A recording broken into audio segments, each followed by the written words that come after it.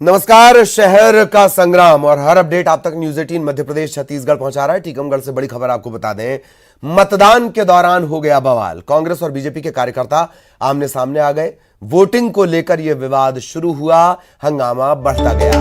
आखिरकार भारी पुलिस बल तैनात करना पड़ा। वार्ड नंबर 1 की यह पूरी घटना है, जहां कांग्रेस और बीजेपी के कार्यकर्ता आमने सामने आ गए। टीकमगढ़ में भी निकाय के चुनाव चल रहे हैं और मतदान के दौरान यहां बवाल हुआ। कांग्रेस बीजेपी के कार्यकर्ता आमने सामने आ गए। वोटिंग को लेकर विवाद हुआ। विवाद इतना बढ़ा कि भारी पुलिस बल तैनात करने की नौबत आ गई।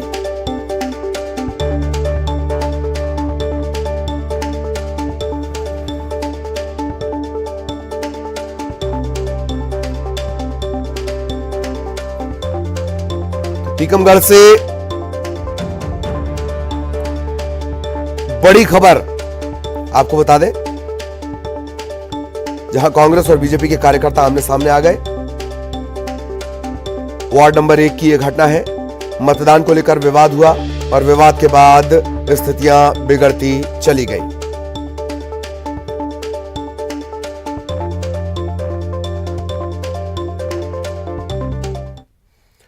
खबर मुरैना से, जहां उपद्रवियों को खदेड़ा गया है। वार्ड 40 में ये उपद्रवी इकट्ठा हो रहे थे और इस बात की जानकारी लगते ही एसपी और कलेक्टर के नेतृत्व में कार्रवाई की गई। निकाय चुनाव के आखिरी फेज के लिए वोटिंग चल रही है। इन सबके बीच मुरैना में फिर से घटनाक्रम। निकाय चुनाव की वोटिंग के बीच उपद्रवियों को खदेड़ने की नौबत। ये सभी इकट्ठा हो रहे थे। वार्ड 40 में ये उपद्रवी एक जगह इकट्ठा हो रहे थे। इस बात की इत्तला मिली और उसके बाद फिर दौड़ा कर खदेड़ा गया। तस्वीरें देखिए, न्यूज 18 मध्य प्रदेश छत्तीसगढ़ पर एक्सक्लूसिव तस्वीरें। इसकी जद में वो भी आए जो इधर से उधर, उधर से इधर जा रहे थे। पूछताछ की गई। ये तस्वीरें उपद्रवियों को खदेड़ने के दौरान।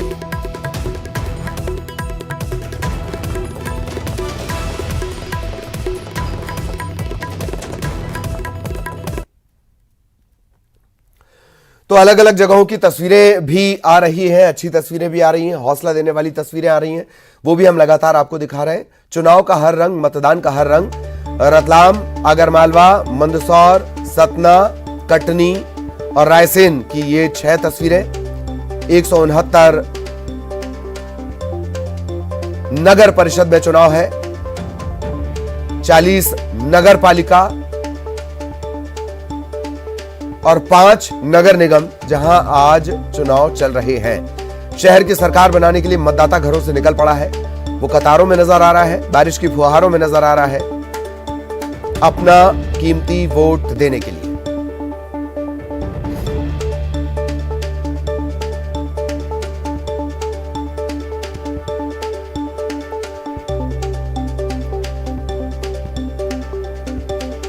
तमाम जगहों पर हमारे सहयोगी तैनात हैं।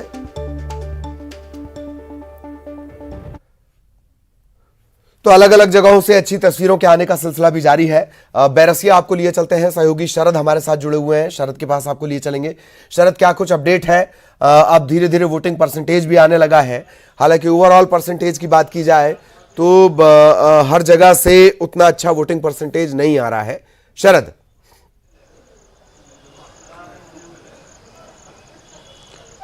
बिल्कुल, देखिए अभी शुरुआत है और ये उम्मीद जताई जा रही थी कि जैसे जैसे दिन चढ़ेगा वैसे वैसे जो मतदाता हैं वो और ज़्यादा घरों से बाहर निकलेंगे और यही उम्मीद भी की जानी चाहिए।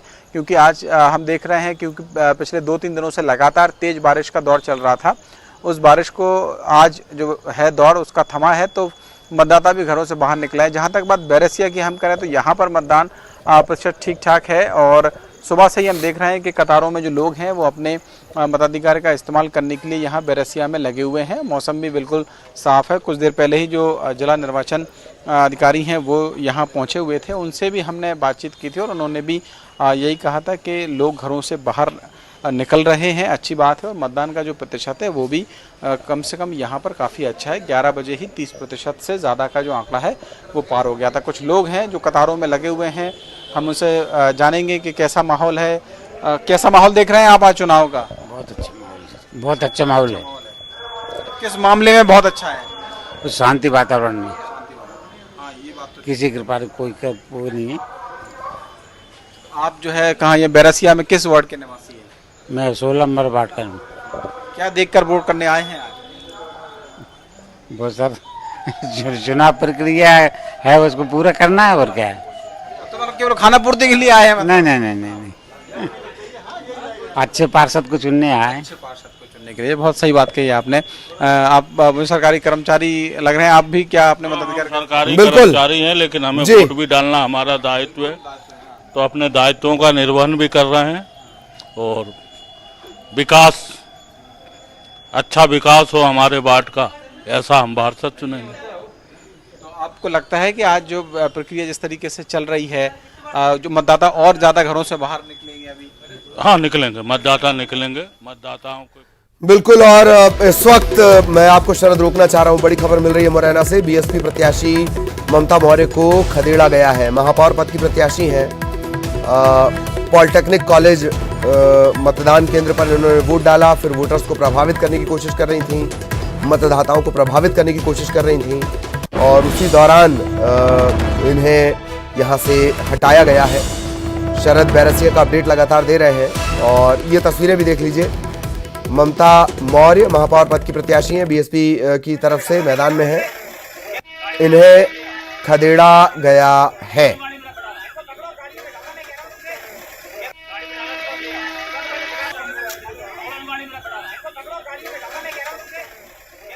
तो ये तमाम तस्वीरें भी, लोकतंत्र की तस्वीरें भी आप देख रहे हैं। लोग मतदान के लिए पहुंच रहे हैं, कुछ अति उत्साहित हो गए हैं, तो उन्हें ऐसे खदेड़ना भी पड़ रहा है। तो उन्हें खदेड़ा भी जा रहा है, जो नियम कायदे कानून नहीं मानेगा उसे खदेड़ा भी जाएगा। और इन सब के साथ हम बीच में चर्चाएं भी करते रहेंगे, खास मेहमान हमारे साथ जुड़ेंगे। तो चुनाव चल रहा है और खास मेहमानों से आपका तारुफ करवा देते हैं। सतीश एलिया साहब, आप वरिष्ठ पत्रकार, नेहा बग्गा, आप बीजेपी प्रवक्ता, स्वागत आप दोनों का। अपराजिता पांडे, कांग्रेस प्रवक्ता, आपका भी बहुत बहुत स्वागत। सतीश एलिया साहब, सबसे पहले आपके पास में आना चाहूंगा। पिछले चरण और इस चरण में पानी बहुत सारा बह गया। किसी ने कहा कि साहब मतदाता सूची में गड़बड़ी थी, फिर आयोग ने भी कहा कि हाँ गड़बड़ी रही होगी। उन्होंने केंद्रीय कर्मचारियों को कहा, केंद्रीय कर्मचारियों ने कहा कि हमें ऐसा क्यों कह दिया। इन सब के बीच आज चुनाव की तस्वीरें सामने आने लगी हैं। सर देखिए, मतदान का जो प्रतिशत है पिछले चरण में बहुत कम हुआ था और ये इस बात का संकेत है कि कहीं ना कहीं किसी स्तर पर या कहें मल्टी लेयर में कहीं ना कहीं इस तरह की दिक्कतें हुई हैं कि लोगों तक या तो पर्ची नहीं पहुंची है, मतदाता सूचियों की जैसा आपने कहा वो कोई दिक्कत है, या जो राजनीतिक दलों के कार्यकर्ता हैं वो जो घर घर जाके संपर्क करते हैं, पर्चियाँ पहुंचाते हैं, जो कि परंपरा है हमारे यहाँ। लोग खासकर वार्ड में और छोटे जब चुनाव होते हैं तो लोग इस तरह की उम्मीद करते हैं कि लोग उनको आमंत्रित करने आएंगे कि चलिए वोट डालिए। तो उस तरह की चीज़ें नहीं हो पाई थी, तो मतदान का प्रतिशत काफ़ी कम रहा। मध्य प्रदेश में अलबत्ता अच्छा खासा मतदान प्रतिशत रहता आया है, नगरीय निकाय चुनावों में भी। तो मतदान का प्रतिशत आज शाम को हमको ये देखना होगा कि पहले चरण में जो कमियां रह गई, जो गलतियां हो गई, और उनसे कोई सबक लिया गया है या नहीं, या मतदान का प्रतिशत कितना बनता है। मौसम तो एक वजह होती है, मौसम खुला हुआ है, बहुत अच्छी बात है। और अभी हम देख रहे हैं, जैसे कि आप दिखा रहे हैं, जो फुटेज दिखा रहे हैं, दृश्य दिखा रहे हैं कि लोग मतदान कर रहे हैं उत्साह से। और जी हम भी एक नागरिक के नाते, एक पत्रकार के नाते अपील करेंगे लोगों से जो आपका चैनल देख रहे हैं कि ज़्यादा से ज़्यादा संख्या में मतदान करें, क्योंकि लोकतंत्र में ज़्यादा से ज़्यादा मतदान ही वो एक तरीका है जिससे सही निर्णय हो पाता है, सही प्रत्याशी चुना जा सकता है। जी जी, तो निकले और मतदान करें, यही हम भी बार बार कह रहे हैं। नेहा बग्गा जी, पिछली बार वोटिंग परसेंटेज थोड़ा कम रह गया, फिर पूरी कोशिश की गई, राजनीतिक पार्टियों ने भी कोशिश की, आपकी पार्टी ने भी जोर लगाया कि वोटिंग परसेंटेज भी बढ़ना चाहिए। क्या कुछ उम्मीद लग रही है अब तक जो परसेंटेज आए हैं उसके मुताबिक? ललित जी, पिछले पहले चरण में जिस तरीके की त्रुटियों को देखा गया उसको लेके भारतीय जनता पार्टी के प्रतिनिधि मंडल ने चुनाव आयोग में जाकर शिकायत भी की थी और इस बात को ध्यान में रखा कि इस प्रकार से ना हो कि एक परिवार के एक व्यक्ति का वोट एक पोलिंग बूथ पर है और दूसरे का कहीं और पर है। इस तरीके की कई खामियां निकल कर आई थी जिसकी वजह से वोटिंग परसेंटेज कम रहा, पर मुझे उम्मीद है कि इस बार चुनाव आयोग ने इसका संज्ञान लिया होगा और इस प्रकार की त्रुटियां इस बार नहीं होंगी, क्योंकि जनता को खासी समस्या करनी पड़ती है। पर ललित जी, मुझे एक बात और लगती है कि जनता के वोटिंग के साथ साथ में जो जनप्रतिनिधि हैं उनको भी इस लोकतांत्रिक महापर्व को मनाना चाहिए और अपना मतदान देना चाहिए। ये देखने में आया है कि पहले चरण में जहां पर श्री कमलनाथ जी को वोट देना चाहिए था, श्री नकुलनाथ जी को वोट देना चाहिए था, वो लोग वोट देने नहीं पहुंचे और जनता से ही सिर्फ अपेक्षा करते हैं वोट देने की, और ये लगातार कड़ी में चलता आ रहा है। नेता प्रतिपक्ष होते समय कमलनाथ जी ने विधानसभा की कार्रवाई को बकवास बता दिया। फिर आप पत्रकार मित्रों ने जब उनसे नगरीय निकाय की तैयारियों के बारे में पूछा तो उन्होंने कहा ये तो छोटा चुनाव है, मेरा इसमें कोई इंटरेस्ट नहीं है, और उसके बाद चुनाव वाले दिन वो मतदान देने नहीं गए हैं। तो मैं तो आपके माध्यम से जहां से सबसे अपील कर रही हूँ कि इस महापर्व में जाकर अपनी आहुति दें, जरूर वोट कर आए, क्योंकि एक लंबा जो भारतीय जनता पार्टी की सरकार 24 घंटे 365 दिन जनता के बीच में सामाजिक और राजनीतिक तौर पर उपस्थित रहती है। एक विजन को लेकर गए हैं जहां पर एक विनाशकारी 15 महीने की सरकार कमलनाथ जी की जनता ने देखी है। वे जानती है कि ग्रीन और क्लीन सिटी अगर कोई दे सकता है तो ट्रिपल इंजन की सरकार दे सकती है, क्योंकि केंद्र में मोदी जी हैं, प्रदेश में शिवराज जी ने बहुत काम किया है, और अब नगर में भी भाजपा की सरकार करेगी। जी जी, ग्रीन क्लीन सिटी के साथ एक अच्छे ड्रेनेज सिस्टम वाली सिटी भी आप प्लीज जोड़ लीजिए, क्योंकि वो लगातार सामने आ रहा है। अपराजिता जी, तमाम बातें आपने सुन ली, हालांकि वो लिस्ट भी लंबी है जिसमें कई बड़े नेताओं ने, ये मैं अपने दर्शकों को बता रहा हूं, इसमें सवाल नहीं है, वो लिस्ट भी बहुत लंबी चौड़ी है जिसमें कई नेताओं ने वोट नहीं डाला, और पार्टी वो दोनों ही पार्टियों के थे, किसी एक से नहीं थे। अपराजिता जी, क्या उम्मीदें, और पूरा जोर आप लगा रहे हैं पर बागियों की संख्या आपके पास थोड़ी ज्यादा है। सबसे पहले तो मैं मध्य प्रदेश की जनता का धन्यवाद देना चाहूँगी कि जिस प्रकार से कांग्रेस को और कमलनाथ जी के विजन को अपार जन समर्थन प्राप्त हो रहा है पंचायत और नगरीय निकाय चुनाव में। देखिए, ट्रिपल इंजन जब बार बार बात करते हैं तो मैं आपको उसकी वास्तविकता बता दूं। ट्रिपल इंजन की सरकार के बीच जनता पिस रही है, वो है इनका डबल इंजन और ट्रिपल इंजन। शिवराज सिंह चौहान जी आज भी अपने 17 साल के कुशासन के बाद बोलते हैं कि आप हमें चुनिए, हम आपको अमेजिंग भोपाल देंगे। तो वो खुद स्वीकार कर चुके हैं कि हम डिसमेइंग भोपाल में रह रहे हैं।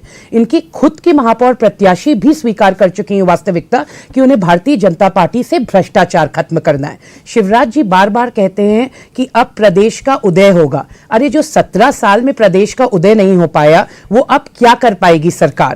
जनता अब जानती है कि किस प्रकार से उन्होंने एक ध्वस्त सीवेज सिस्टम, ध्वस्त ड्रेनेज सिस्टम, सोचिए सबसे वीवीआईपी घर बंगले में अगर भोपाल में पानी भर जाए तो सोचिए आम जनता की राजधानी में और मध्य प्रदेश के इंटीरियर्स में क्या हालत होगी। जिस प्रकार से आज गुरु पूर्णिमा का इवेंट रखा जा रहा है, मेरी बस यही अपील और आग्रह है भारतीय जनता पार्टी का कि इवेंट करना बंद करें और सच्ची में चयनित शिक्षकों को पिटवाने के अलावा उनकी सच्ची में सम्मान किया जाए और उन्हें नौकरियां प्रदान की जाए जो उनका हक है। ये इस चुनाव में महंगाई, बेरोजगारी और भ्रष्टाचार, जो भारतीय जनता पार्टी की लूट झूठ की सरकार है, वो सामने आ गया है। ये क्या ग्रीन सिटी, स्मार्ट सिटी की बात करते हैं? स्मार्ट सिटी तो बनी नहीं 17 सालों में। मैं आपको बताती हूं, बस एक चीज हुई है कि भारतीय जनता पार्टी के प्रतिनिधि, इनके जो नेता हैं, वो स्मार्ट हो गए झूठ बोलने में, जनता को भ्रमित करने में। पर अब जनता इनके झूठ में आने वाली नहीं है। मैं पूछना चाहती हूं विनम्रता से भारतीय जनता पार्टी से कि इस प्रकार के जो आचार संहिता का उल्लंघन हो रहा है, लगातार हो रहा है, नीतिगत फैसले लिए जा रहे हैं, सरकारी खर्च पे भोज आयोजित किए जा रहे हैं। अभी हमने रतलाम में देखा, वित्त मंत्री जगदीश देवरा जब प्रचार समाप्त भी हो गया है, खुलेआम आचार संहिता का उल्लंघन कर रहे हैं। निर्वाचन आयोग में इसकी कंप्लेंट भी हमने दर्ज करवाई है। ये तक आरोप लगे हैं कि वहां पर पैसे बांटे जा रहे हैं भीड़ में। ये क्या हो रहा है? मध्य प्रदेश की जनता आपकी चाल चरित्र और चेहरा देख रही है। अभी आपने देखा किस प्रकार ओल्ड जिले में जेल में किस प्रकार ईवीएम मशीन जहां रखी गई थी वहां पे सीसीटीवी कैमरा 4 से ज्यादा अधिक घंटों के लिए बंद हो गया। ये क्या है? जनता समझती नहीं है क्या कि आपका क्या है असली चाल चरित्र और चेहरा? आप देखिए, लोग कमलनाथ जी का नाम बार बार लेते हैं क्योंकि इस प्रकार से डरते हैं, क्योंकि ये 15 महीने का जो कमलनाथ जी का विजन है, जो उनकी नीतियां रोजगार के लिए थी, जो उनकी नीतियां भ्रष्टाचार के खिलाफ थी, इसलिए कमलनाथ जी का नाम बार बार लिया जाता है। आपने देखा होगा रतलाम दौरे में तो इतना डर गए, इतना बौखला गए कि प्रसारण तक रोक दिया गया। मेरी तो निर्वाचन आयोग से सिर्फ यही विनम्र अपील है, आग्रह है कि ये लोग 3 P का इस्तेमाल करेंगे, पैसा, प्रशासन और पुलिस, तो जल्द से जल्द प्रमाण पत्र दिए जाएं। बिल्कुल, ये कि बहुत खरीद लंबी फरोख्त चौड़ी की लिस्ट आपने राजनीति गिनाई। से जनता ठीक। को बचाया जाए। चलिए अब सतीश जी के पास चलेंगे। अगर सतीश सर, तमाम तरह की बातें हैं इसमें, महंगाई का जिक्र हो गया, भ्रष्टाचार का जिक्र हो गया, तमाम तरह के आरोप हैं, ये जो मुद्दे थे अगर ये इतने गंभीर हैं तो ये पब्लिक के दिमाग में क्यों नहीं है? जब वो वोट करने जा रहे हैं तो मैक्सिमम वो नाली के बारे में चर्चा कर रहे हैं। कौन नहीं समझा पा रहा है? अगर इतनी गंभीर, जैसे अपराजिता जी कह रही हैं, इतने गंभीर मुद्दे हैं तो उनका प्रोजेक्शन क्यों नहीं है? सर देखिए, 3 चीज़ें हैं जो हम स्थानीय निकाय के मतदान वाले दिन हम लोग बात कर रहे हैं। तो स्थानीय निकाय मतलब जो स्थानीय स्तर के जो मामले हैं, जो नगर निगम, नगर पालिका या नगर परिषद के दायरे में जो चीज़ें आती हैं, मुझे ये लगता है कि ये मुद्दे जो है ना, कांग्रेस की सरकार रही हो प्रदेश में, दिग्विजय सिंह की 10 साल, या कमलनाथ की रही हो, या बीजेपी की अलग अलग मुख्यमंत्रियों वाली सरकार रही हो, या बीजेपी के भोपाल में या इंदौर में महापौर रहे हों, 3 चीज़ें हैं। एक है जनप्रतिनिधि, एक है अफसरशाही जिसको हम कहते हैं अधिकारी कर्मचारी स्थानीय निकायों के, और तीसरा रिसीविंग एंड पर है जनता। मेरा अपना अनुभव यह है, 30 वर्ष की पत्रकारिता में मैंने देखा है कि जो नेता, जो जनप्रतिनिधि दबंग है, दबंग जिसका मतलब जो गाली भी दे सकता है, जो किसी भी तरह से अपने क्षेत्र में काम करा सकता है, तो उनके वार्डों में या उनके क्षेत्रों में जो स्थानीय समस्याएं हैं वो कम से कम होती हैं, वो जनता के बीच में भी रहते हैं और लगातार वो जीतते रहते हैं। इस सब के बावजूद कुछ अधिकारी ऐसे होते हैं, कुछ कर्मचारी ऐसे होते हैं जिनकी कार्य क्षमता पर लगातार प्रश्न चिन्ह होता है। स्थानीय निकाय के स्तर की बात कर रहा हूं मैं, वो ड्रेनेज की आपने जैसे बात कही, या और भी जल भराव की, अब जल सप्लाई की समस्या है जी, वो अयोग्य होते हुए भी कुछ लोगों के बहुत प्रिय रहते हैं। वो हर नगर पालिका में, हर नगर परिषद में या हर नगर निगम में वो होते हैं, वो लगातार बने रहते हैं, सत्ता के परिवर्तन के बावजूद वो बने रहते हैं। किसी भी दल की सत्ता आ जाए वो बने रहते हैं। और वो क्यों बने रहते हैं, ये सबसे बड़ा एक सवाल है। जब जनता टैक्स देती है, सारी चीजें जनता से जो मांगा जाता है वो सारी चीजें वो जनता देती है, अन्यथा आप उसकी भवन अनुज्ञा नहीं है तो बिल्डिंग गिरा देंगे। हाँ हाँ, आप ड्रेनेज सिस्टम नहीं दे पाते हैं, आप जल प्रदाय नहीं कर पाते हैं, आप जल प्रदाय का मेंटेनेंस ठीक से नहीं कर पाते हैं। और इसमें जनप्रतिनिधियों की भूमिका यह है कि वो अपने पसंद के अधिकारियों को चाहते हैं और अपने क्षेत्र में काम कराते रहते हैं। जनता परेशान रहती है। तो जनता को जागरूक होने की जरूरत है। सिर्फ वोट देने भर से काम नहीं होता है। मतदाता को प्रभावित करने की कोशिशें तो होती ही हैं, लेकिन मतदाता को प्रभावित नहीं होना चाहिए और कहीं न किसी लेवल पर मतदाता को एकजुटता दिखानी चाहिए और अधिकतम योग्य व्यक्ति जो है उसको चुनना चाहिए सिंबल की बजाय। मेरा आग्रह ये जनता से कि आप व्यक्ति को चुनिए, सिंबल को मत चुनिए, और उसमें ये योग्यता देखिए कि वो हमारे क्षेत्र के लिए क्या कर सकता है या नहीं कर सकता, और कल वो हमें उपलब्ध होगा कि नहीं, हम उससे सवाल जवाब कर सकते हैं। बिल्कुल बिल्कुल बिल्कुल, क्योंकि स्थानीय स्तर की समस्या राष्ट्रीय स्तर के मुद्दों से तय नहीं होती है जी। लेकिन वो प्रोजेक्ट कर दिए गए, चर्चा लोगों ने की। नुपुर शर्मा को लेकर लोग चर्चा कर रहे थे, उदयपुर की घटना को लेकर लोग चर्चा कर रहे थे, कल तो लोग शेर के मुंह को लेकर चर्चा कर रहे थे। अब बताइए, इतनी गंभीर चर्चाएं, ये बचने का तरीका है इतनी गंभीर चर्चाएं मतदाता के मन में डाल दी गई। खैर, नेहा जी, आप कोई जवाब अगर आप देना चाहें। एक दूसरा के आप डेवलपमेंट की बात करती हैं, डेवलपमेंट के मुद्दों को लेकर आपकी पार्टी अक्सर चुनाव में है, लंबी चौड़ी रैलियां हैं, खुद सीएम शिवराज सिंह चौहान साहब को कमान संभालनी पड़ी, तो क्या वो डेवलपमेंट करने के बाद समझाना भी आपको पड़ रहा है? जी देखिए ललित जी, जब हम जनता के बीच में, मैंने आपसे पूर्व में कहा कि 24 घंटे 365 दिन रहते हैं, तो कोई चुनाव छोटा और कोई चुनाव बड़ा नहीं होता, उसको उसी तरीके से लड़ा जाता है। और हमारे जो प्रत्येक कार्यकर्ता हैं, चाहे माननीय मुख्यमंत्री शिवराज सिंह चौहान जी हों, चाहे प्रदेश अध्यक्ष वीडी शर्मा जी हों, या कोई भी पदाधिकारी हो, वो उसी दमखम के साथ जनता के बीच में अपने रिपोर्ट कार्ड को लेकर जाता है। इसीलिए मैंने पूर्व में भी इस बात को मेंशन किया था कि भारतीय जनता पार्टी और कांग्रेस का यही मूल अंतर है। कमलनाथ जी ने कहा कि मेरा इतने छोटे चुनाव में कोई इंटरेस्ट नहीं है। भारतीय जनता पार्टी जब जनता के सरोकार के लिए निरंतर कार्य करती है तो जनता के बीच में रहना हमारा कर्तव्य भी है और हम उसके लिए प्रतिबद्ध भी हैं। जहां पर डेवलपमेंट की जब मैंने बात की, तो आप खुद याद करिए कि भाई 2003 से पहले क्या परिदृश्य था। हर दिन चुनौतियां बढ़ती हैं, हर दिन डेवलपमेंट के एजेंडे को कंटिन्यूटी देने के लिए भारतीय जनता पार्टी ने कार्य किया है। जब लोग मध्य प्रदेश की ओर आगे बढ़ते थे, जहां पर सड़कें बिल्कुल गायब हो जाया करती थी, आज हमारी अपेक्षाएं हैं और होनी चाहिए, जनता की भी हैं, पर वो समय भी सबको याद है जहां पर सड़कें खत्म होती थी, लोग समझ जाते थे बंटाधार जी का शासन आ गया है, दिग्विजय सिंह जी के प्रदेश मध्य प्रदेश में पहुंच गए हैं। और किसकी सरकार थी? ये कांग्रेस पार्टी की जी, जी। सरकार थी। मैं थोड़ा सा आज टोक रहा जहां हूं पर आपको। मैं आपको थोड़ा सा 1-2 लाइन में कंप्लीट कर दूं, जी। मैं जानती हूं कि आप कहां पर आएंगे। देखिए, आज अगर आप कनेक्टिविटी की बात देखिए, भोपाल से इंदौर, भोपाल से जबलपुर, या फिर आप शिवपुरी का रास्ता देख लीजिए, आप कटनी से जबलपुर का रास्ता देख लीजिए, इस प्रकार के तमाम सारी जो कनेक्टिविटी मध्य प्रदेश के अंदर डेवलप हुई है। मैं खुद भी कुछ दिन अभी कटनी में रहकर आई हूं। कटनी में जो ओवर ब्रिजेस बने हैं, एक नहीं 6-6 बने हैं ललित जी, और लोगों की जो समस्याएं थी, और जिस तरीके से 50 और 60 के दौर में जब वहां पर कॉलोनी सिटीज कटी थी, आज वो समस्या है कि वहां पर लोग कहते हैं कि प्लेग्राउंड नहीं है, पर उसको काटने वाला, जो कॉलोनी बनाने वाली जो सरकार थी, वो कांग्रेस पार्टी की सरकार थी। वापस से चौड़ीकरण का काम अगर किसी ने किया है सड़कों की, तो वो भारतीय जनता पार्टी की सरकार ने किया है। अगर सिटीज को स्मार्ट सिटी बनाने में, ट्रांसफॉर्मेशन में कोई काम कर रही है, तो भारतीय जनता पार्टी अब की दो सरकार बातें लगातार जी, काम आपने कर रही अच्छा जिक्र किया। आप कटनी गई थी अभी, कटनी के पास है जबलपुर, और जबलपुर के पास है एक कस्बाई इलाका है, मैं उसका नाम मुझे याद नहीं आ रहा है, उसकी तस्वीरें हमने दिखाई। वहां का पुल हाल ही में बना है, और वो ऐसे टूट गया जैसे चाय में बिस्कुट टूट जाया करती है। हाल ही में बना पुल, ये गुणवत्ता, एक बात। दूसरी बात कि सिर्फ 15 साल बाद हमने कहा कि सड़कें बनवाई, उसके सहारे तो हम वोट नहीं मांगेंगे। नेहा जी, स्मार्ट सिटी का कंसेप्ट तब फेल हो जाता है जब 1 और 2 घंटे की बारिश के बाद स्थितियां ये हो जाती हैं कि वाटर लॉगिंग है और ट्रांसपोर्टेशन रोकना पड़ रहा है। नेहा जी, ललित जी, देखिए, सिलसिलेवार जवाब देती हूँ। स्मार्ट सिटी के उदाहरण के तौर पर जहां पर हम मॉडल सिटी डेवलप करने का काम किया, उसमें आज इंदौर नंबर 1 पर चल रहा है और लगातार चल रहा है। चाहे स्वच्छता की बात हो, चाहे वहां पर कचरे को जो है सीएनजी में कन्वर्ट करने की बात हो, उससे बसेस चलाने की बात हो, तो धीरे धीरे जो बाकी की समस्याएं हैं उसको भी रिजॉल्व किया जा रहा है। नंबर 2, पानी लाने का काम, जल का जो नल के माध्यम से किया है, वो बड़े पैमाने पर भारतीय जनता पार्टी की सरकार ने किया है। आपको ध्यान होगा कि जब नर्मदा जी या शिप्रा से पानी लाने की बात होती थी, कांग्रेस पार्टी और दिग्विजय सिंह इस पर सवाल उठाया करते थे।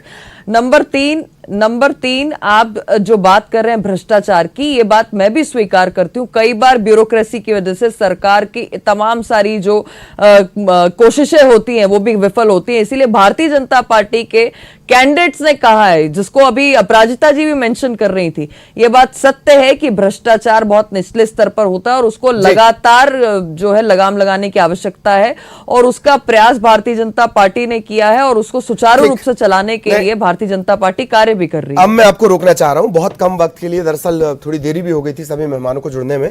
अपराजिता जी, बहुत शॉर्ट में अगर आपका कोई कमेंट हो, बहुत शॉर्ट में प्लीज।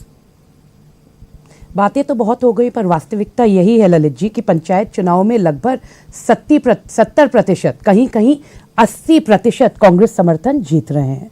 जिस प्रकार से जनता का अपार जन समर्थन हमें प्राप्त हो रहा है, वो इसलिए हो रहा है क्योंकि भारतीय जनता पार्टी सिर्फ बात करती है विकास की, और काम इनका सिर्फ ध्रुवीकरण करने का होता है।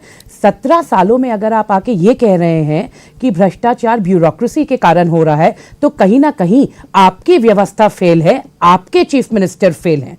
जिस प्रकार से आज खुलेआम आपने देखा होगा शिवपुरी में एक जीते हुए प्रतिनिधि को से रिश्वत मांगी जा रही है तहसीलदार द्वारा, तो ये किसका प्रशासन है? 17 साल का कुशासन आपका जनता को नजर आ रहा है। स्मार्ट सिटी की बातों से कुछ नहीं होता, स्मार्ट सिटी बनानी पड़ती है, उसके लिए एक विजन चाहिए होता है, रोड मैप होता है, जो भारतीय जनता पार्टी के पास बिल्कुल भी नहीं है। अपने नाम के मुताबिक अद्भुत है आपका कॉन्फिडेंस, लेकिन रुक जाते हैं, कुछ दिनों की बात और है, सारे नतीजे फिर सामने हो जाएंगे। तो बहुत सारे सवाल हैं, लेकिन इस वक्त हमें यहीं पर रुकना होगा। बहुत बहुत शुक्रिया आप तीनों का हमारे साथ जुड़ने के लिए, इस चर्चा में शामिल होने के लिए। चर्चा चल रही है, चर्चा के साथ साथ वोटिंग भी चल रही है। मतदान जरूर करें, सभी दलों के राजनेता। बातचीत, आरोप प्रत्यारोप, इन सब के बीच आपको चुन लेना है और अपने चुनाव को मुहर लगानी है बटन दबाकर। तो लगातार ये अपडेट हम आप तक पहुंचाते रहेंगे। एक ब्रेक के लिए रुक रहे हैं।